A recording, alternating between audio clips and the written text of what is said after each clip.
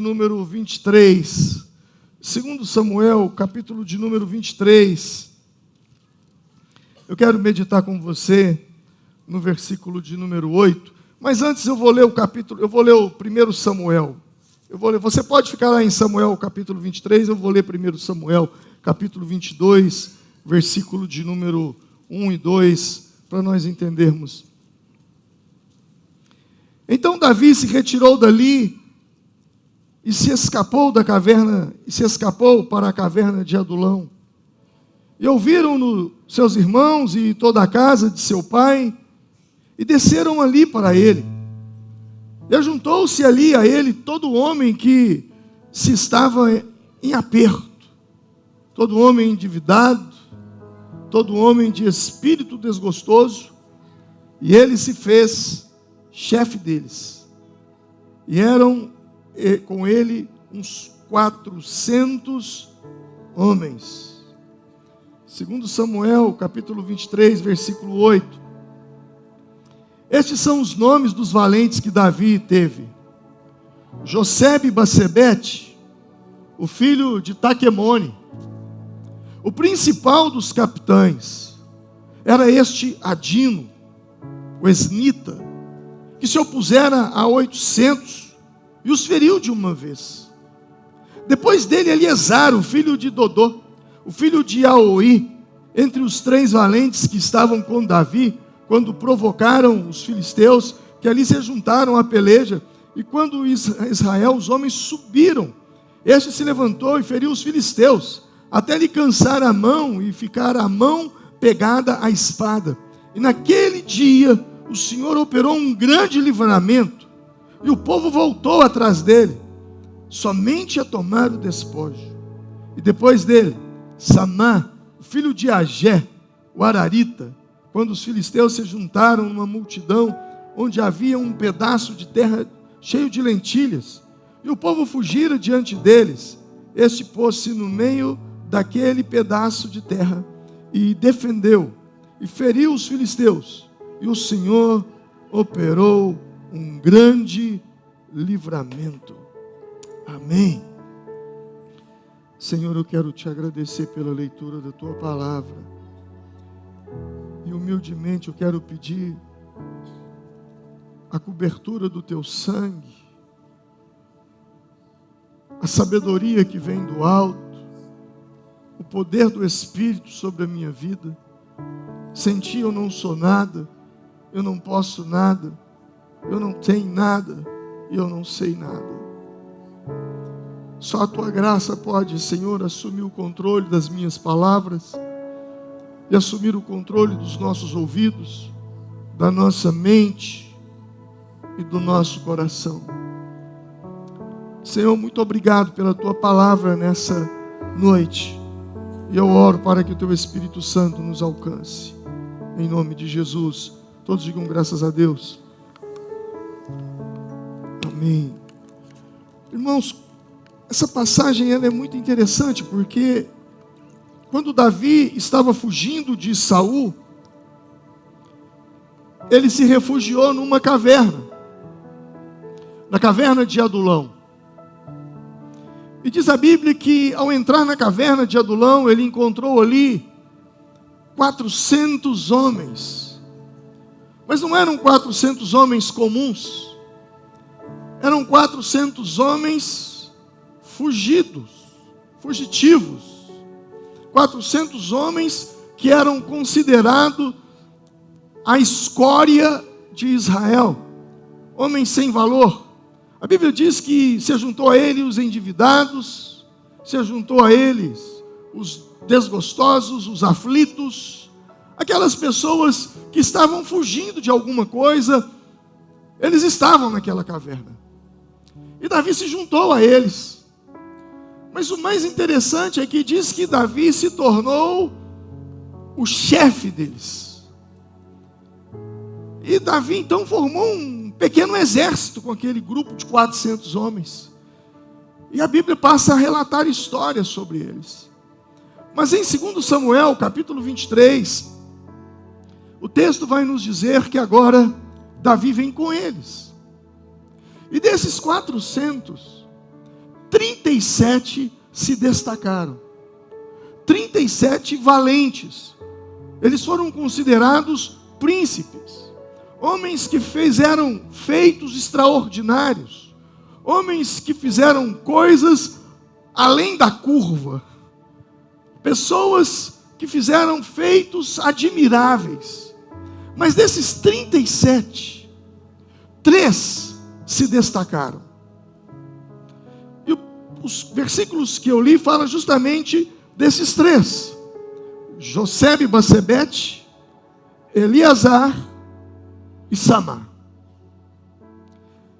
E quando eu estava lendo sobre esses homens, eu estava pensando, me veio uma palavra à mente. Por quê? Por quê? Essa palavra por quê, ela tem 3 significados para nós. Por quê? É uma explicação. Quando você vai explicar algo, você fala, por que eu fiz isso? Por que eu fiz aquilo? Porque eu estava naquele lugar fazendo isso. Porque eu fui naquele outro lugar fazer aquilo outro. Mas por que também é uma pergunta. Quando é separado. Por que você fez isso? Por que você fez aquilo outro? Mas por que, quando tem um acento circunflexo no E, já não é mais uma explicação e nem é uma pergunta. É um motivo. É uma razão. E é justamente sobre este porquê que eu quero falar nessa noite. O texto nos diz que Josebe-Basebete, o filho de Taquemone, ele lutou contra alguns homens, e o texto diz que ele venceu aqueles filisteus. O texto diz que ele era um dos 3 valentes que estavam com Davi, e a Bíblia diz que ele lutou, e ele lutou muito com aqueles homens, e a Bíblia diz que ele se opusera a 800 filisteus, e ele os venceu. Ele venceu aqueles filisteus. E eu fico pensando, por que esse homem está aqui? Porque ele venceu o maior inimigo que você pode vencer. O maior inimigo que eu posso vencer. Nenhuma vitória que você deseja, almeja, busca ter, externa, não começa do lado de fora. Ela começa do lado de dentro, ela começa dentro de você. Aquele homem venceu o maior inimigo, o medo de tentar. Aquele homem venceu o medo de tentar. Ele só está aqui porque ele tinha um porquê na sua vida. Enquanto todos fugiram, ele ali ficou e ele lutou. E eles disseram, Josebe-Basebete, é impossível você vencer essa guerra, é impossível você vencer essa batalha. Mas ele tentou, ele não ouviu o conselho daqueles que desistem.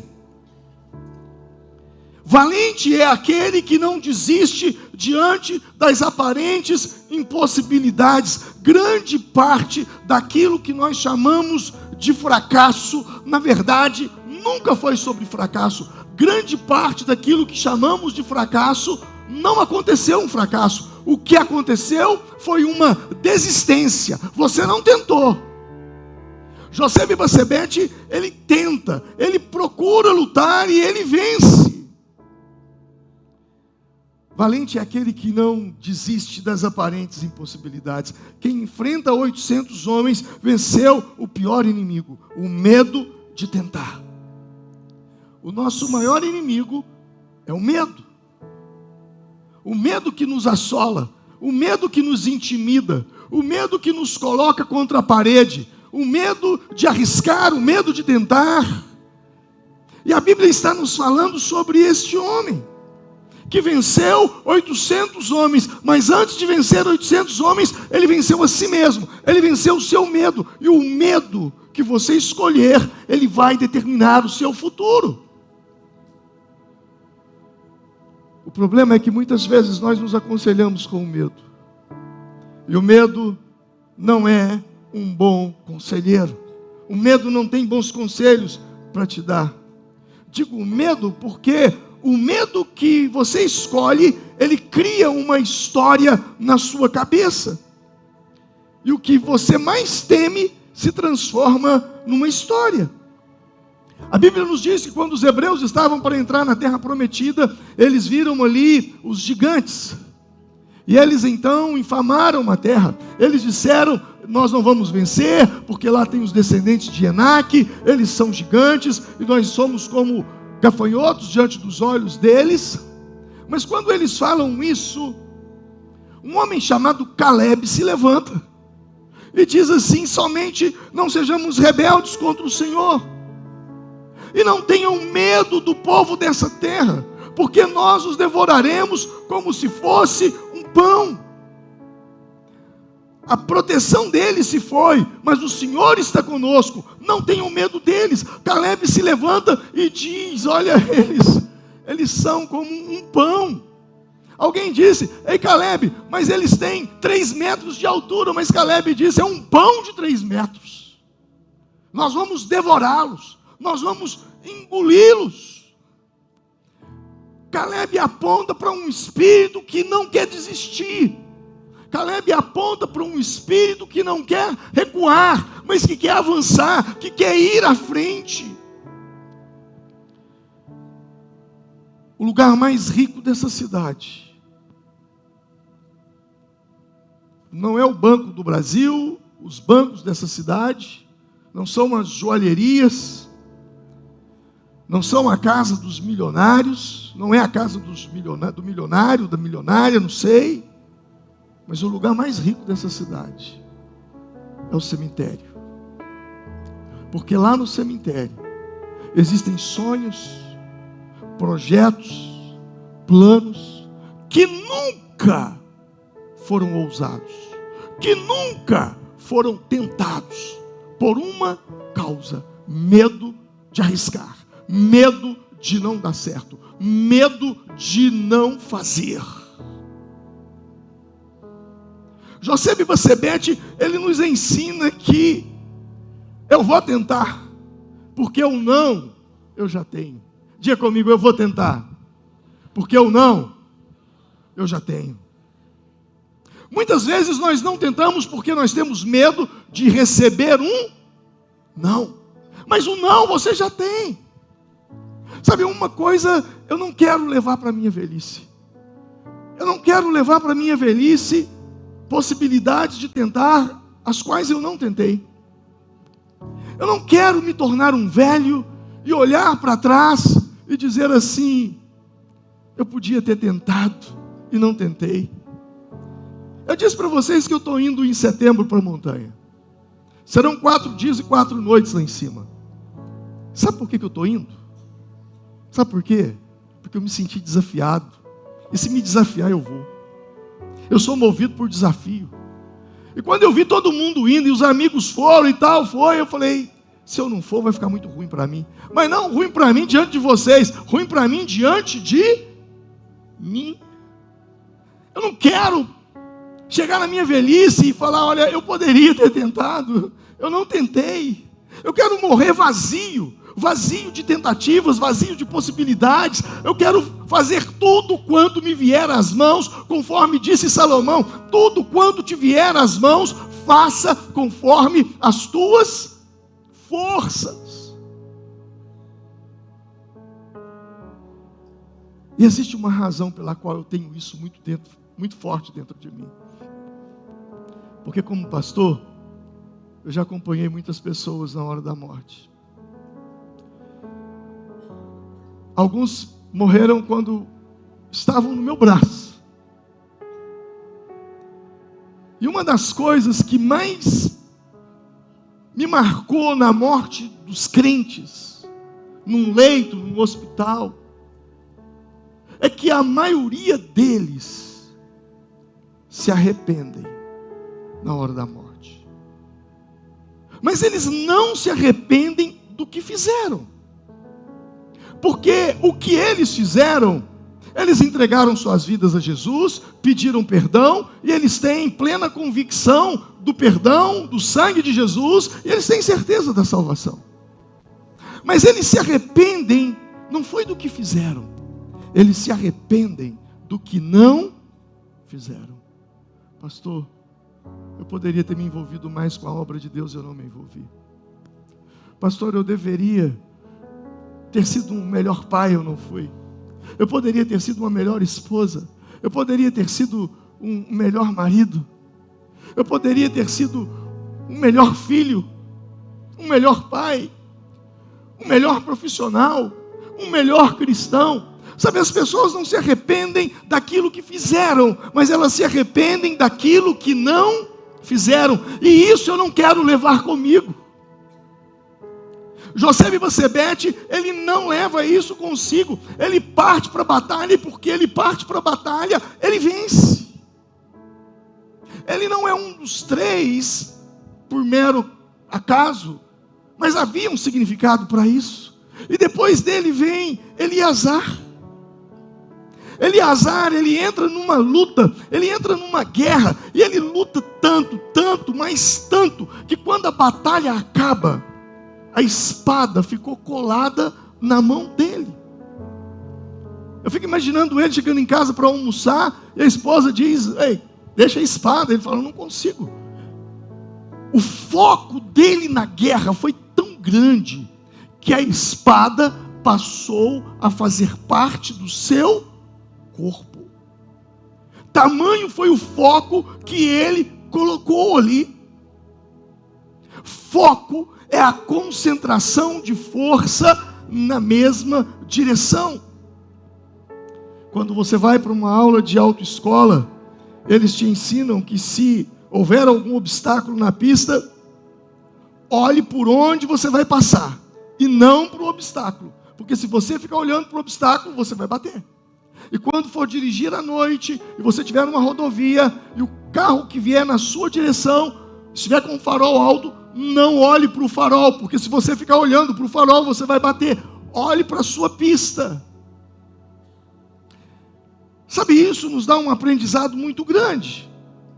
E o aprendizado é: não foque naquilo que vem contra você. Não foque, não coloque o teu foco naquilo. Nós perdemos o foco quando nós colocamos o foco no obstáculo, nos problemas. Em João capítulo 11, Jesus ressuscitou a Lázaro. Mas antes de ressuscitar a Lázaro, quando ele está diante do túmulo, Lázaro já estava morto há 4 dias. Seu corpo já estava em decomposição. E quando ele estava ali, ele disse: tirem a pedra. E o texto diz: então tiraram uma pedra. E Jesus olhou para cima e disse: Pai, eu te agradeço porque me ouvistes. Mas antes dele olhar para cima, Marta, quando ele diz tirem a pedra, Marta diz: Senhor, já cheira mal. Senhor, é de 4 dias. E sabe o que Jesus faz? Jesus, ele não olha para o defunto, ele não percebe o cheiro, mas ele olha para cima. Jesus não focou no mau cheiro, Jesus não focou no corpo em decomposição, mas Jesus olhou para o alto, não foi para o túmulo, ele olhou para o alto, ele olhou para o céu. Preste atenção, quando ele chega ali, Marta diz: já cheira mal. Quer dizer, se a coisa está feia, você já percebeu que é assim? Quando você tem um problema para resolver, e um problema grande, você pensa que é grande, sempre chega um mais cedo e diz: olha, cuidado, porque pode ser pior. Sempre quando a gente está diante de um desafio, aparece alguém para soltar uma frase, para dizer: você não vai conseguir, você não vai dar conta, não vai dar certo. Coloca um monte de obstáculos para fazer com que você perca o seu foco. Mas Jesus não se deixou levar pelo cheiro que Marta falou, não se deixou levar pelo corpo em decomposição. Pelo contrário, a Bíblia diz que ele olha para o céu, e quando ele olha para cima, ele diz: Pai, eu te agradeço. Jesus não olha para o túmulo, Jesus não olha para o corpo em decomposição, Jesus ignora o cheiro, o odor, porque na vida, tudo que nós focamos cresce. Um simples problema, se focado, pode tomar proporções gigantescas. Quando os hebreus estavam sendo afrontados por Golias, enquanto os hebreus, os israelitas, olhavam para o tamanho de Golias, sabe o que motivou Davi? Porque Davi estava focado na recompensa. Enquanto o exército focava no Golias, Davi focava na recompensa da vitória. A vida é sobre foco, porque tudo aquilo que você coloca o teu foco, cresce. Existem pessoas que vivem falando de situações e circunstâncias, mas quanto mais elas falam, mais aquilo se torna forte. Eu quero te dar uma chave nessa noite. Se você quer que algo morra, pare de falar naquilo. Não abra sua boca para comentar sobre aquilo. Feche os seus lábios, não fale mais. Porque enquanto você está falando, você está mantendo aquilo vivo. Pare de falar e acaba, desaparece, some da sua vida. Quantas vezes nós, como esse homem, ele na hora da luta, a espada se apega, ele não solta a espada. A luta acabou, ele continuou com a espada. O que mais me impressiona é que muitos cristãos, na hora da luta, na hora da batalha, a primeira coisa que eles fazem é largar a espada. Irmão, você sumiu da igreja, você não está indo mais à célula, o que aconteceu? Não, pastor, eu estou passando por uma luta muito grande. Ué, se eu estou passando por uma luta muito grande, então é aí que eu tenho que ficar firme. É aí que eu tenho que me envolver mais. Eu tenho que estar no centro da vontade de Deus. Eu não posso abrir mão do meu ministério, do meu chamado, daquilo que Deus colocou no meu coração para fazer, seja ser um obreiro na igreja, seja ministrar no louvor da igreja, seja ser um líder de célula, seja ser um voluntário na mídia, um voluntário com as crianças, com os juniores. Eu não sei, mas o que eu posso dizer é: não largue a espada, não abandone a espada. Porque quando você está no fronte, você está na guerra, você tem a guarida e a proteção de Deus sobre a sua vida. Mas ali também tinha um outro homem, Samá. Samá diz, a Bíblia diz, no versículo 11, que quando eles vieram atacar, Samá tinha um campo de lentilhas. Todos fugiram e Samá disse: eu vou defender o meu campo de lentilha. E alguém talvez disse: ei, Samá, vai embora, campo de lentilha não vale nada. Campo de lentilha era algo sem valor, era algo insignificante. Mas Samá, ele para e vai defender o campo de lentilha, porque Samá tinha uma característica que poucos têm.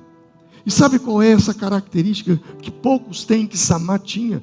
A característica de valorizar aquilo que é seu. Pode não valer nada para os outros, lentilha pode ser uma coisa sem expressão, sem valor, mas para mim é o meu campo de lentilha, é a minha conquista, eu vou lutar por ela, eu vou guerrear por ela. Eu não sei o que você conquistou na vida, mas seja lá o que for, é seu. Ah, pastor, mas as pessoas estão desvalorizando. Pode não ter nenhum valor para elas, mas valorize o que é seu.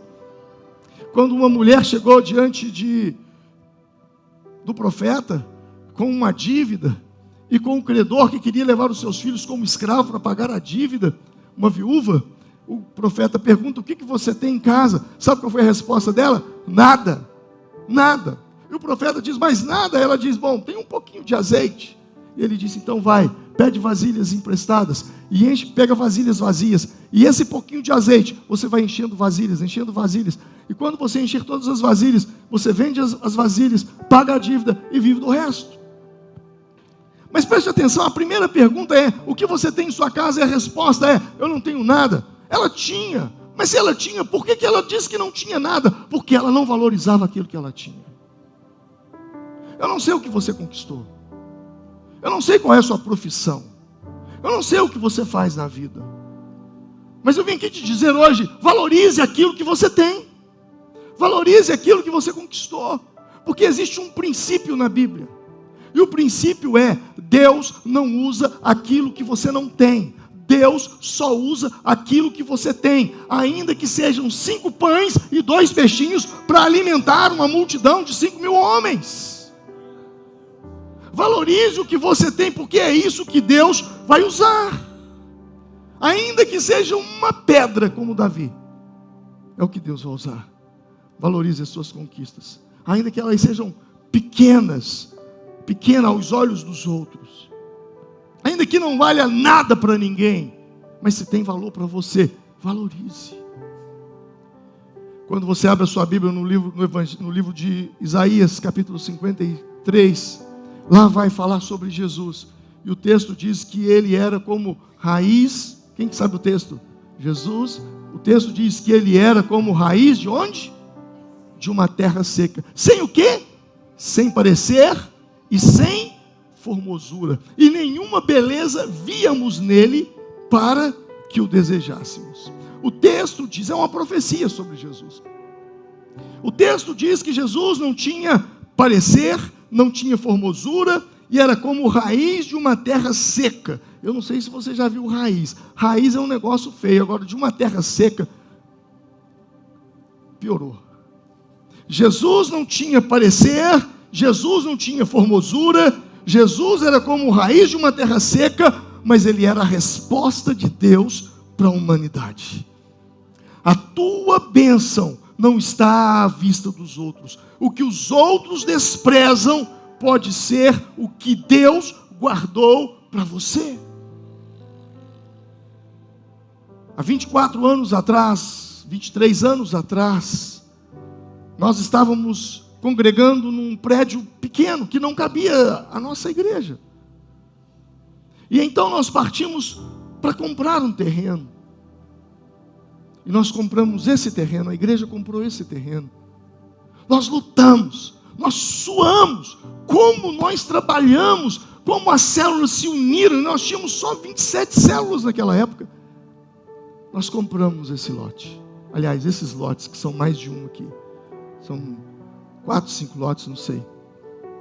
Compramos. E quem estava naquela época vai se lembrar disso. Quando a gente comprou esse terreno, nós viramos piada na boca dos outros aí fora. Quem se lembra disso? Quantas piadas? Levanta a mão, deixa eu ver aqui, ó. Estava aqui, ó. Quantas piadas? Comprar aqui na beira daquele rio. Isso aqui era um matagal, irmão, não tinha nada, nem rua tinha. As pessoas zombaram, as pessoas riram, pessoas debocharam. Mas como Neemias, nós lançamos as bases, fizemos um voto. Os homens fizemos um voto. Enquanto nós não lançarmos a pedra fundamental do prédio, nós não vamos fazer a barba. Cadê os varões que estavam naquela época ali, hein? Imagina aí, esses irmãos aí, tudo barbudo. Os homens da igreja, todo mundo barbudo. As mulheres fizeram um propósito: não vamos usar maquiagem, não vamos usar joias. E nós ficamos ali meses naquela luta, até que um dia conseguimos. E foi mais ou menos por aqui, ó, né? Por aqui, onde eu estou, não sei o lugar, mas aqui, nesse chão, tem uma caixa de mármore branco enterrada com uma Bíblia dentro. Foi um ato profético que nós fizemos. Está aqui, no altar. Por que eu estou dizendo isso? Porque às vezes você conquista uma coisa que as pessoas vão rir, elas vão zombar, elas vão debochar, elas vão criticar, elas vão minimizar, desprezar. E muitas vezes nós deixamos nos levar por isso. É o seu campo de lentilha, proteja, vale muito para você. Eu lembro que alguns anos atrás, eu estava viajando, estava andando, não sei se nem estava viajando, estava por aqui mesmo, na região. Eu vi um Fiatzinho 147. Alguém se lembra do Fiat 147? Poderoso Fiat 147. Só quem teve sabe o quanto que aquilo era poderoso. Eu tinha um. Eu jamais, eu nunca consegui passar uma ré sem arranhar. Era uma encrenca aquilo. Mas eu vi aquele Fiatzinho 147 na minha frente. o para-choque amarrado com arame, de lado um monte de Durepox, as massas estavam trincando, parece que a massa, acho que foi massa de concreto que eles passaram para dar enchimento, eles rebocaram o carro. Pensa num carro velho, pensa num carro feio, mas ali dentro havia um casal e uns menininhos no banco de trás, e os menininhos numa alegria, e no vidro de trás, no vidro traseiro, tinha um adesivo escrito assim: é velho, mas é meu. Aquilo me marcou, porque talvez para mim ou para você aquilo não vale nada. Se te der dado, você não quer. Mas para aquela família, aquele carrinho tinha uma história poderosa de conquista.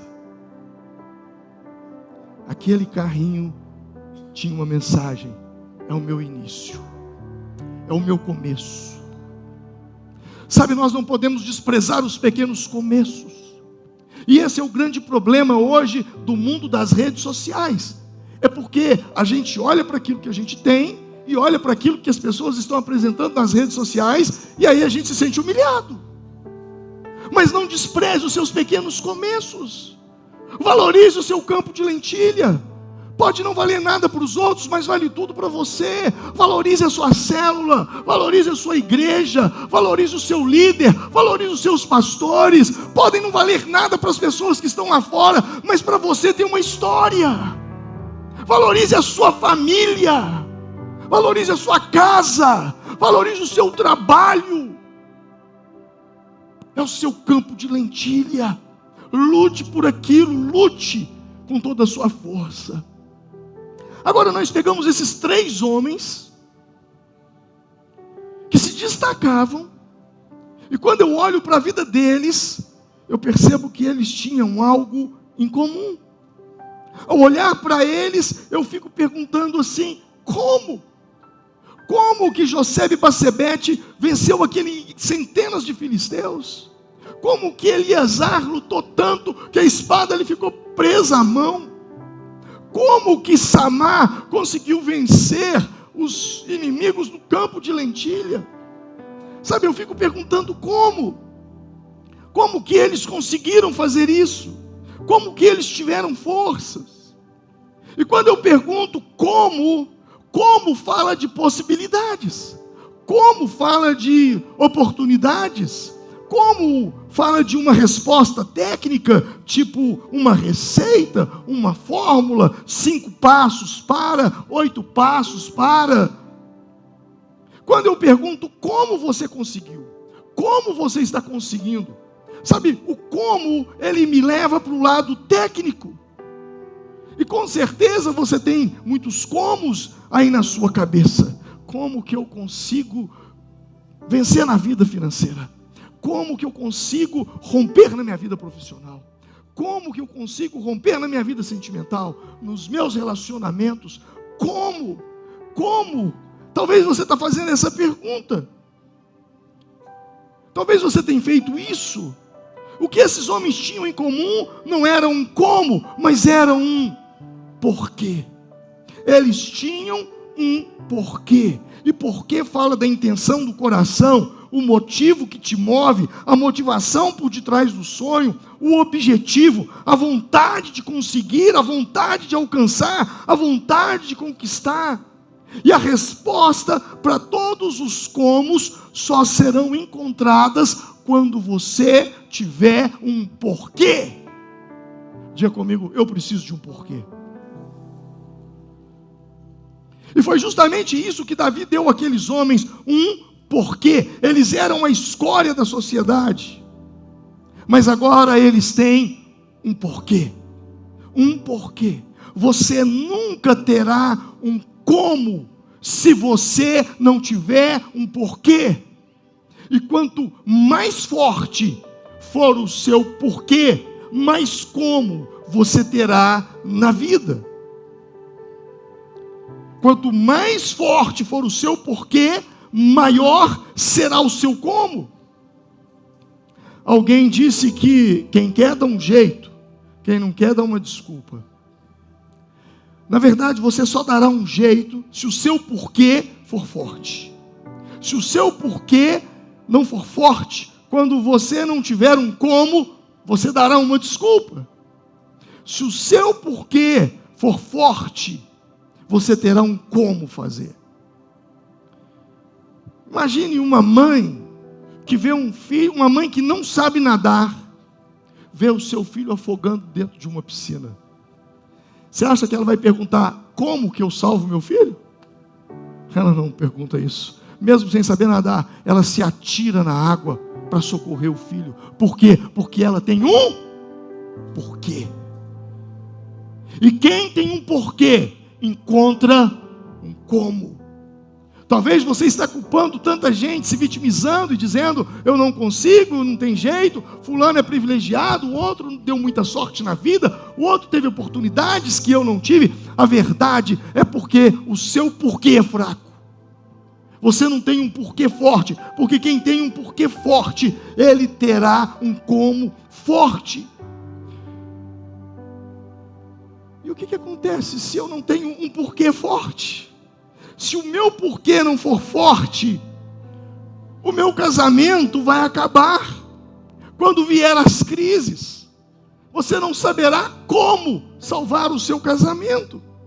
Se o seu porquê não for forte, a sua saúde será frágil, porque você nunca saberá como ter hábitos saudáveis.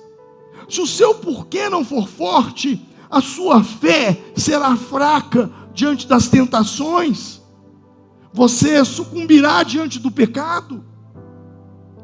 Eu fico imaginando, sabe, José, se o porquê de José não fosse forte, ele teria caído nos braços da mulher de Potifar. Se o seu porquê é forte, você terá um como muito forte. Mas se o seu porquê é fraco, você vai cair em todas. Por que pessoas começam bem na fé e depois voltam para a maconha, voltam para a cocaína, voltam para o crack? Alguém pergunta, como eles voltaram? É simples, porque eles nunca tiveram um porquê. O porquê não é forte. Se o seu porquê é forte, você vai encontrar respostas. Você encontrará soluções. Quem tem um porquê forte, ele terá soluções. Mas antes de fortificar o seu porquê, você precisa conhecer o seu porquê. Conhecer os seus porquês é tão importante quanto ter um porquê forte. Se alguém tem dirigido a sua vida, é importante você saber quem é o motorista. E isso fala de princípios e valores que dirigem a sua vida. Antes de fortalecer o seu porquê, você precisa sondar o seu coração. Sondar o coração e encontrar o seu porquê. Quando você abre a sua Bíblia em 1 Samuel, no capítulo 1, você vai encontrar uma mulher chamada Ana. Ela não tinha filhos, mas ela queria ter um filho, mas ela não conseguia gerar. E ela queria ter um filho para competir com Penina. O texto diz que Penina, a sua rival, a provocava e a humilhava constantemente para irritá-la, pois o Senhor a tinha deixado estéril. E o porquê dela era, Deus, eu quero ter um filho, porque eu não suporto mais a Penina. Esse era o porquê que ela tinha. E por que você quer ter um filho? Porque eu não aguento mais a irritação. Eu não aguento mais o tanto que ela me irrita, que ela me provoca. Eu quero ter um filho. E ela não conseguia gerar, ela não se engravidava do marido, ela não tinha filhos. Até que um dia, ela entrou no santuário. E lá ela fez uma oração a Deus. Ela fez um voto. 1 Samuel 1,11 diz: ó Senhor dos exércitos, se tu deres atenção à humilhação da tua serva, te lembrares de mim, não te esqueceres da tua serva, mas lhe deres um filho homem, então eu o dedicarei ao Senhor por todos os dias da sua vida, e o seu cabelo e a sua barba nunca serão cortados. Ela fez um voto. Antes ela dizia: Eu quero ter um filho. E alguém perguntava, por quê?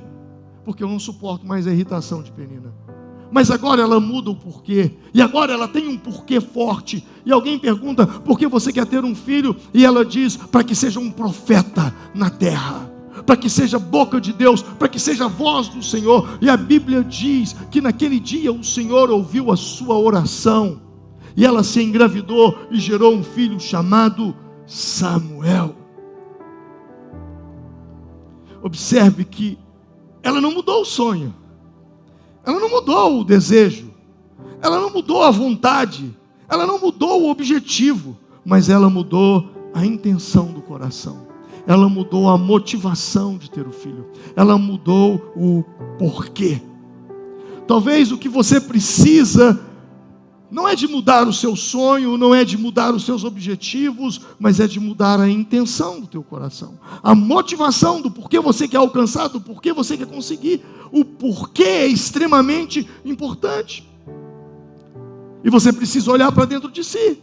Você precisa examinar o seu coração. Paulo, escrevendo aos Coríntios, no capítulo 11, ele falando da ceia, ele diz, examine-se cada um a si mesmo, e coma deste pão, beba deste cálice. O autoexame. Ele fala que nós devemos nos examinar, nós devemos olhar para dentro de nós. Examine-se, pois, o homem a si mesmo. O autoexame acontece quando você olha para dentro de você e você procura enxergar as suas razões, você procura enxergar os seus porquês. Mas haverá porquês e razões e coisas que estão no seu inconsciente e estão além da capacidade de você enxergar. Paulo passou por esse dilema de não conseguir enxergar o seu inconsciente, e ele disse, eu não entendo o que faço, pois não faço o que desejo, mas o que odeio. Numa outra tradução vai dizer, o que eu quero eu não faço, o bem que eu quero eu não faço, o mal que está sempre diante de mim eu pratico. Por quê? Porque são forças que controlam o nosso inconsciente, são traumas, são formatos pelos quais nós somos formatados desde a infância da nossa vida. E isso controla muito o nosso inconsciente. Então, o que eu faço? Se eu olho para mim e não consigo entender a motivação do meu coração, quando eu não posso fazer um autoexame, então eu procuro um exame do alto. E é o que o salmista escreve no Salmo 139, sonda-me, ó Deus. Sonda-me, ó Deus, e conhece o meu coração. Prova-me e conhece as minhas inquietações. Esse exame do alto acontece quando você se abre para Deus, quando você ora, quando você diz, sonda-me, ó Deus. Às vezes a intenção do seu coração é boa, mas aos olhos de Deus ela é má, ela é egoísta, ela é narcisista, e se a intenção não for boa, ela te coloca no caminho mau. E ele diz, sonda-me, ó Deus, vê se há em mim algum caminho mau, e guia-me pelo caminho eterno. E o que é o caminho mau? Provérbios vai falar sobre ele. Há caminho que parece certo ao homem, mas ao final o conduz à morte. E a Bíblia nos manda guardar o coração, para que você não entre num caminho de morte. Acima de tudo, guarde o seu coração, pois dele depende toda a sua vida. Fortaleça o seu porquê, conheça o seu porquê, porque a vida, ela é bem tipo, quem já assistiu o filme Tropa de Elite? Pouca gente, hein? Agora levantou, não é para levantar, nem para você ser crente. Não, eu vou levantar. Eu assisti o filme Tropa de Elite. Quem se lembra do Capitão Nascimento? Qual era a frase do Capitão Nascimento? Pede para sair. E a vida, ela é bem isso mesmo, sabe? A vida, ela é bem tipo Tropa de Elite. Pede para sair. E se eu não tiver um porquê tão forte, eu vou sair. Se eu não tiver um porquê forte, eu vou sair do meu casamento. Se eu não tiver um porquê forte, eu vou sair da minha vida profissional. Se eu não tiver um porquê forte, eu vou sair da minha fé. E quem não tem um porquê forte, vive saindo e entrando, e se torna um colecionador de entradas mal-sucedidas e de saídas mal-sucedidas. É o tipo de gente que não para em nada, em lugar nenhum, com nada. Por quê? Toda vez que você vê uma pessoa que não se firma em nada, você pode ter certeza de uma coisa: aquela pessoa não tem um porquê. Porque quem tem um porquê encontra um como. E ele não fica vacilante. Se o seu porquê não for forte, você não vai se sustentar. Para fortalecer o seu porquê, primeiro você precisa sondar o seu coração. Pedir a Deus para sondar o seu coração. E depois você precisa abastecer o seu coração. Desperte o porquê. Pois só você é responsável por colocar coisas em sua vida que fortalece o seu porquê. A única pessoa responsável pelo nosso porquê somos nós. Nem tente julgar isso para cima de Deus, que Ele vai devolver para você. Quando Josué foi entrar na terra prometida, ele ficou meio que com medo. E Deus disse para ele o seguinte: esforça-te, tem bom ânimo, tão somente esforça-te, tem muito bom ânimo, não te mandei eu, esforça-te, tem bom ânimo, tão somente esforça-te, e tenha bom ânimo. Observe que antes da palavra ânimo, Deus colocou o verbo esforçar, esforça-te. Deus repetiu 4 vezes a mesma frase. Isso me dá a entender que todas as vezes que eu orar assim: ó Deus, me dá ânimo, ó Deus, me dá coragem, ó Deus, me dá força, sabe o que Ele vai dizer para mim? Esforça-te. Vira para a pessoa que está do seu lado e diz assim: esforça-te, esforça-te. Existe uma coisa que ninguém pode fazer por você: a sua parte. Ninguém pode fazer por você. A parte que cabe a você, cabe tão somente a você. Então use a sua memória. Apocalipse capítulo 2, a Bíblia diz: lembra-te de onde caístes, e arrepende-te, e volte às primeiras obras, volte a praticar as obras que você praticava no início. Muita coisa não está dando certo na sua vida hoje, porque você parou de fazer aquilo que você fazia no início. Você não tem mais a mesma pegada, você não tem mais o mesmo ritmo, você não tem mais a mesma força, você não tem mais o mesmo despreendimento, você não tem mais a mesma coragem. Hoje você quer zona de conforto, você quer tranquilidade, você quer sossego. Tudo bem, parabéns, vá, sem problema. Mas se você quer algo maior, esforça-te. Volta a praticar as primeiras obras. Use a sua memória, o que eu praticava. Lamentações de Jeremias diz: quero trazer à memória aquilo que me dá esperança. Salmo 103, verso 2 diz: bendiga a minha alma ao Senhor, e não te esqueça de nenhum dos teus benefícios, de nenhuma das suas bênçãos. Recorde-se, lembre-se de como você já foi, como você é. Lembre-se de como já foi a sua fé, o seu ímpeto, o seu primeiro amor. Lembra-te, use a sua memória para que você possa fortalecer o seu como. Paulo, escrevendo a Timóteo, na sua 2ª epístola, ele diz: por isso te lembro que despertes o dom de Deus que está em ti, pela imposição das minhas mãos. Olha o que Paulo está dizendo: desperta o dom que está em você. Paulo não disse: aí eu vou impor minha mão de novo sobre você.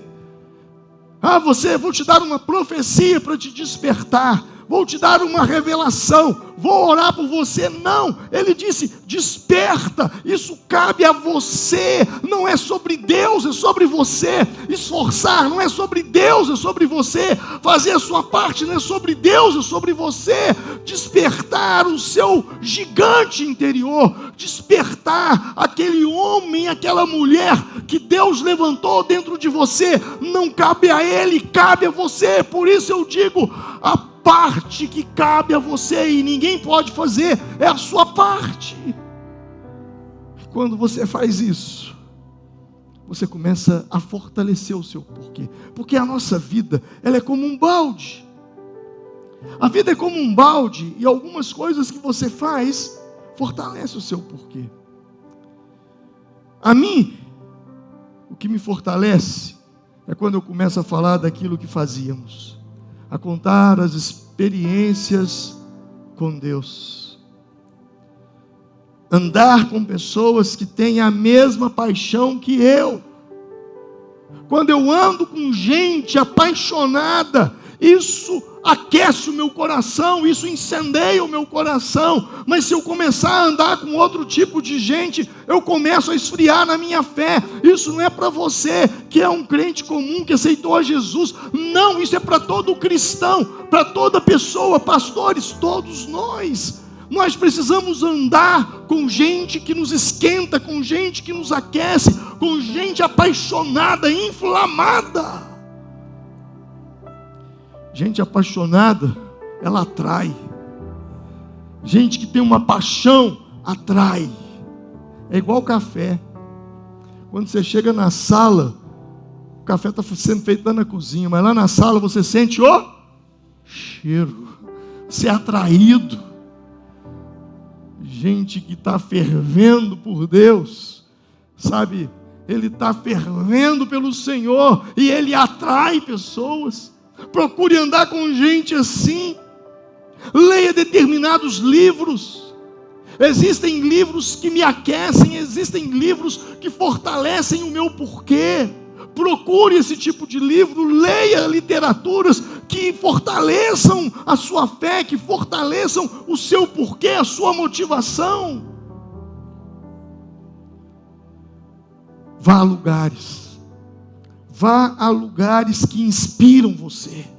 Você precisa sair da sua zona de conforto. Sabe quanto que cada um desses irmãos que foi para essa montanha, cada um deles pagaram? Alguém sabe? Você que fez, mas você foi 1.000 e quanto? 1.300. 1.300 reais por pessoa. Alguém diz, é caro. Depende do seu porquê. Se o seu porquê é forte, foi barato. Porque os testemunhos que eu ouvi hoje, foi muito barato. Não existe preço. Não existe preço. Não existe para quem tem um porquê. Quem tem um porquê, ele paga cursos, ele paga imersões, ele sai daqui. Eu me lembro de um dia que eu paguei um curso de 10 mil, o dinheiro que eu tinha juntado eu paguei, uma semana de imersão, mas eu digo, não sou mais o mesmo. O que eu aprendi, o que eu recebi, se tem uma coisa que ninguém pode tirar de você, é conhecimento. Leia, estude, se esforce, vá a lugares que te inspiram. E por último, existem palavras aqui dentro desse livro que fortalecem o teu porquê. Aqui dentro tem chaves preciosíssimas, palavras do coração de Deus, que vai filtrar as suas escolhas, as suas decisões, e vai levar você para perto do lugar aonde você nunca deveria ter saído, do lugar aonde Deus quer que você esteja, dentro do propósito que Ele criou para você. Eu termino te dizendo o seguinte: se você não tiver um porquê, você nunca encontrará um como. Vamos nos colocar em pé nesse momento.